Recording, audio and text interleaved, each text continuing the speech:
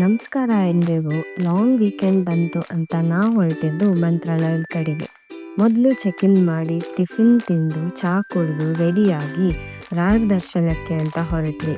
First Tungabhadra ನದಿ ಕಡೆ ಹೋಗಿ ಮಂಚಾಲಮ್ಮನ ದರ್ಶನ ಮಾಡಿಕೊಂಡು ಆಮೇಲೆ ಒಳಗೆ ಹೋಗಿ ರಾಯರ ದರ್ಶನ ಮುಗಿಸಿದ್ವಿ.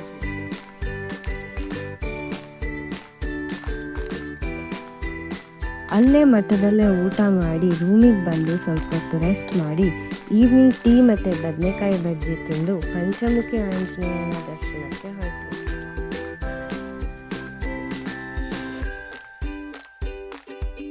ಈ ಜಾಗದಲ್ಲಿ ಆಂಜನೇಯ ರಾಯರಿಗೆ ಪಂಚಮುಖನಾಗಿ ದರ್ಶನ ಕೊಟ್ಟಿದ್ದ ಅನ್ನೋದು ಈ ಜಾಗದ ಮಹಿಮೆ.